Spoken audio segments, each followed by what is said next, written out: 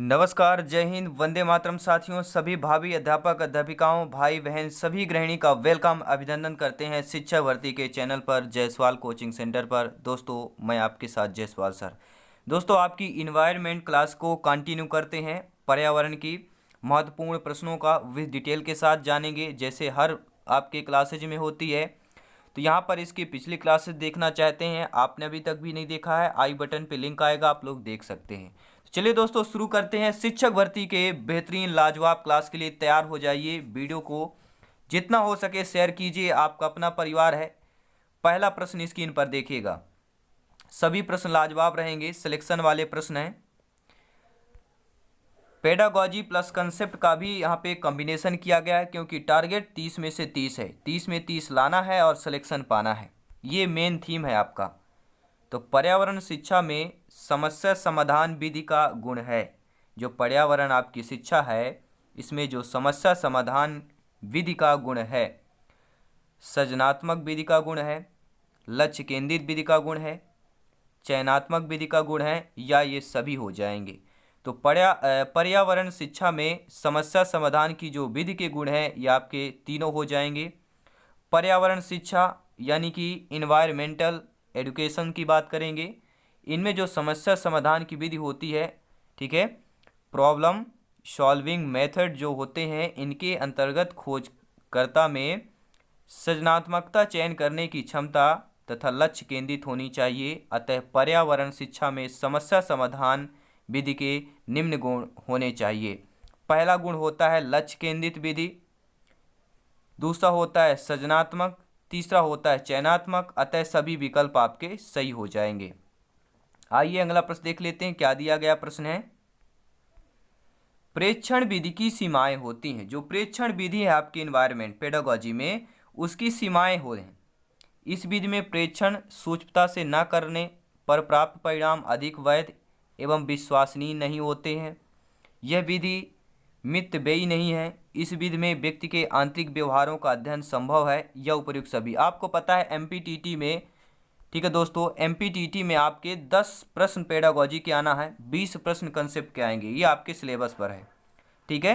तो प्रेक्षण विधि की सीमाएं कौन है, तो प्रेक्षण विधि की सीमाएं यह है कि इस विधि में प्रेक्षण जो है सूक्ष्मता से न करने पर प्राप्त परिणाम अधिक वैध एवं विश्वसनीय नहीं होते हैं। यानी प्रेक्षण विधि की सीमाएं, जो लिमिटेशन ऑफ ऑब्जर्वेशन मेथड होता है, समस्या प्रॉब्लम के चुनाव परिणाम की वैधता निर्धारित करने के प्रत्येक स्तर उसकी उपयोगिता संदेह रहित रहती है। इस विधि में प्रेक्षण सूक्ष्मता से न करने पर प्राप्त परिणाम अधिक वैध एवं विश्वसनीय नहीं होते हैं। अगला प्रश्न देखिएगा। पेडागॉजी थोड़ा अजीब रहती है, इन्वायरमेंट की थोड़ा टफ रहता है, तो ध्यानपूर्वक समझिएगा, समझने की कोशिश कीजिएगा। इकोसिस्टम की सही परिभाषा क्या है। दोस्तों, इकोसिस्टम है, इसकी परिभाषा दी गई है। इसकी सही परिभाषा क्या है, ये किसी स्थान का अजीव घटक इकोसिस्टम कहलाता है। परस्पर क्रिया करने वाला जीव समुदाय इकोसिस्टम कहलाता है। पृथ्वी और वायुमंडल का क्षेत्र जहाँ जीव रहते हैं इकोसिस्टम कहलाता है। ये जीव समुदाय और उसके वातावरण का संतुलित तंत्र, इसको इकोसिस्टम कहेंगे। तो इकोसिस्टम की जो सही परिभाषा यह है दोस्तों, पारिस्थितिक तंत्र एक प्राकृतिक इकाई है जिसमें एक क्षेत्र विशेष के सभी जीवधारी अर्थात पौधे, जानवर, अणु, जीव शामिल हैं, जो कि अपने अजैव पर्यावरण के साथ, ठीक है, अंतर्क्रिया करके एक संपूर्ण जैविक इकाई बनाते हैं। इस प्रकार परितंत्र अन्योन्याश्रित अवयवों की एक इकाई है जो एक ही आवास को बांटते हैं। परितंत्र आमतौर पर अनेक खाद्य जाल बनाते हैं। जो परितंत्र होता है वो आमतौर नॉर्मल देखा जाए तो अनेक खाद्य जाल बनाते हैं, जो पारिस्थितिकी तंत्र के भीतर इन जीवों के अन्योन्याश्रय और ऊर्जा के प्रवाह को दिखाते हैं, जैसे तालाब हो गया, वन हो गया, आदि हो गया, ठीक है। तो जीव समुदाय और उसके वातावरण का संतुलित तंत्र ही आपका इकोसिस्टम कहलाता है। आइए देख लेते हैं अगला प्रश्न क्या दिया गया है। मानव विकास के क्रम में दो पैरों पर चलने का सबसे बड़ा लाभ क्या है। जो मानव विकास, हम और आप हैं, इनके विकास के क्रम में जो हम आप लोग दो पैरों से चलते हैं, तो जो ये दो पैरों से चलने का सबसे बड़ा लाभ क्या है, प्रॉफिट क्या है हमारे लिए, मानव विकास के लिए, मानव के लिए, शरीर का भार कम होना, शरीर को अच्छी प्रकार आधार देना, हाथ स्वतंत्र रूप से मस्तिष्क की आज्ञानुसार कार्य कर सकते हैं या अधिक तेज चाल हो सकती है। तो क्या होगा, सभी लोग कमेंट करेंगे। आप लोग भावी अध्यापक अध्यापिकाएं हैं, शिक्षक शिक्षिकाएं हैं, सभी बहन सभी गृहिणी सभी भावी अध्यापक सभी भाई बहन यहाँ पे कमेंट करेंगे कि मानव विकास के क्रम में दो पैरों पर चलने का सबसे बड़ा लाभ क्या होता है। तो वह सबसे बड़ा लाभ यह है कि हाथ स्वतंत्र रूप से मस्तिष्क की आज्ञानुसार कार्य करते हैं।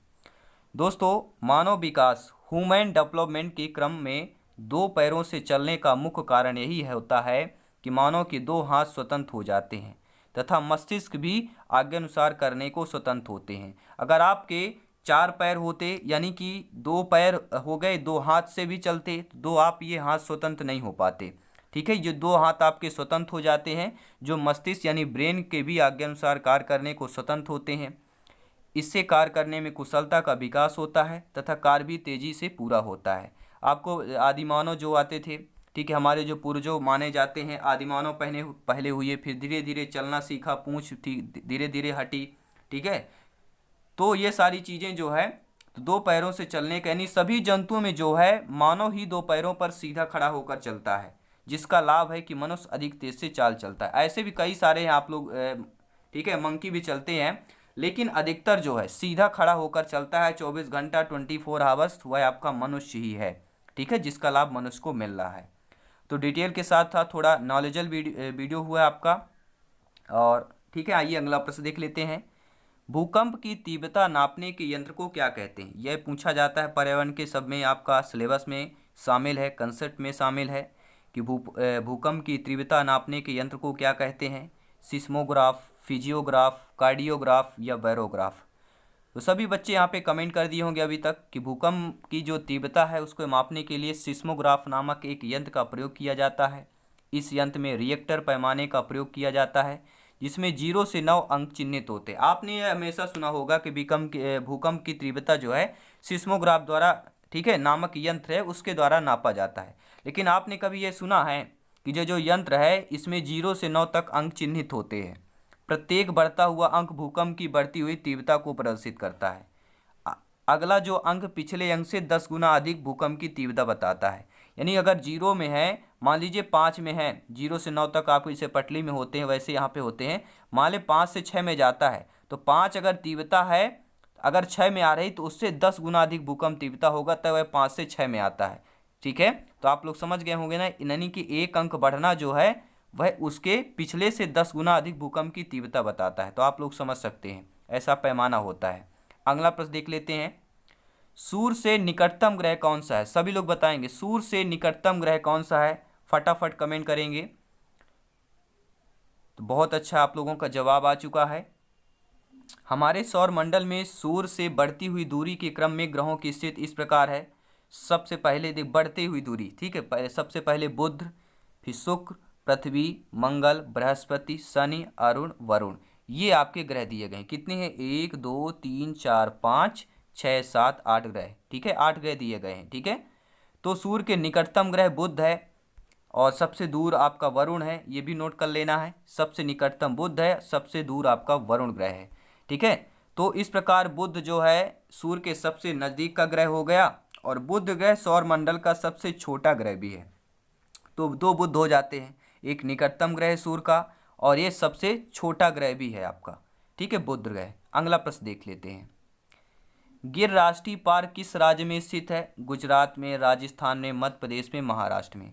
तो मैंने आपको पिछले आपके प्रश्न आया था उसको डिटेल के साथ गिर राष्ट्रीय पार्क में आपको बताया था कि गिर राष्ट्रीय पार्क आपके गुजरात राज्य में है। गिर राष्ट्रीय उद्यान जो है गुजरात राज्य के कठियावाड़ जिले में है।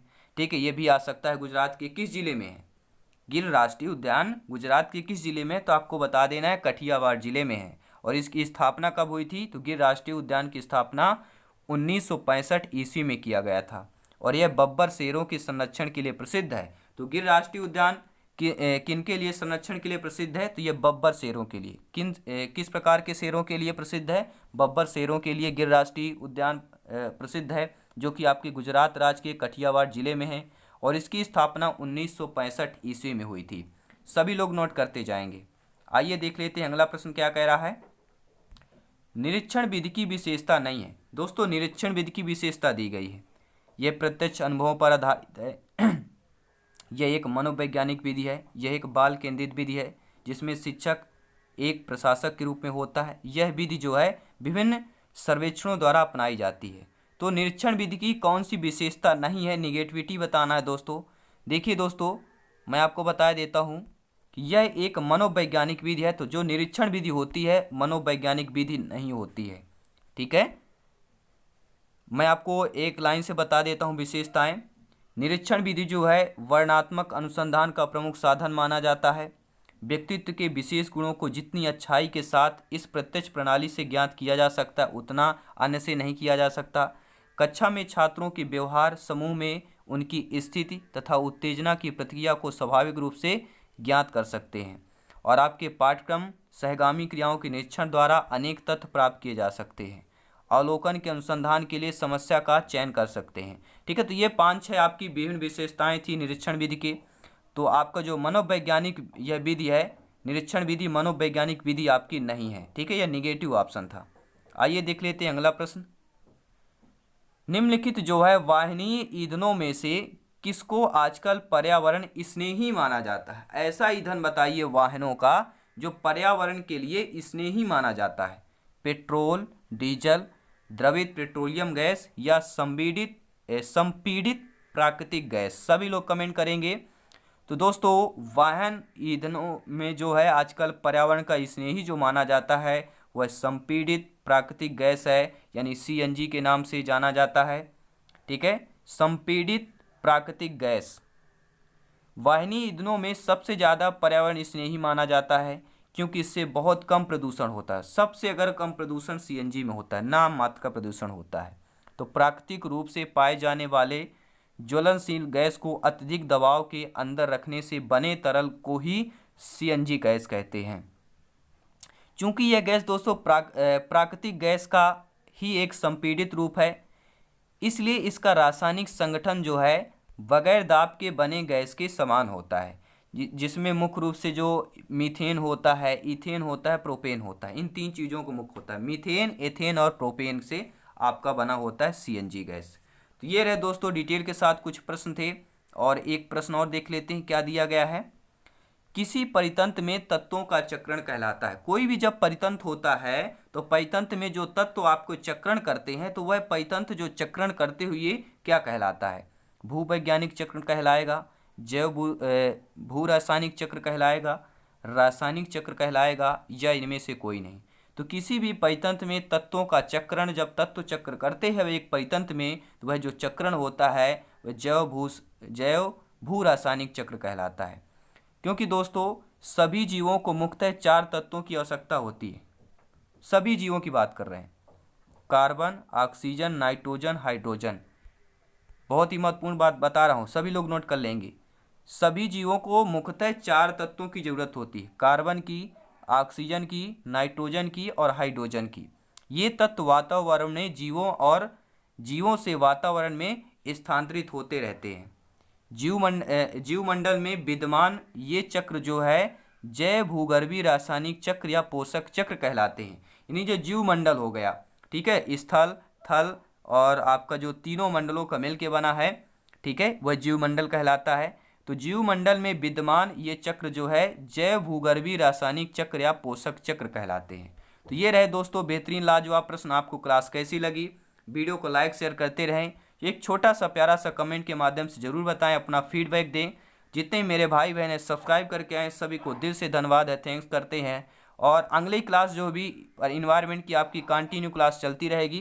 प्लेलिस्ट चेक कर लीजिएगा, पिछली क्लासेस नहीं देखा है, अदर क्लासेज अदर सब्जेक्ट आपने नहीं देखा, प्लेलिस्ट में चेक कर सकते हैं। दोस्तों हमारी इच्छा राष्ट्र हित में शिक्षा की बात करते हैं तो ज़रूर लाइक शेयर करें, सपोर्ट करें, अपना प्यार दें, स्नेह बनाए रखें। और शिक्षक भर्ती का प्लेटफार्म आपके ऑनलाइन प्लेटफार्म जो कि आपको घर बैठे शिक्षा प्रदान करता है, सबसे आपका मध्य प्रदेश में नंबर 1 बन चुका है। आप लोगों का प्रेम और स्नेह बिना किसी ऐड के द्वारा, ये आप लोगों का लाइक और प्रेम, आप लोग ही ऐड हैं हमारे, आप लोग ही प्रचारक है, आप लोग ही ऐड हैं, सब कुछ आप हैं दोस्तों। तो आप सभी को मेरा प्रणाम है। मिलते हैं नेक्स्ट क्लास पर।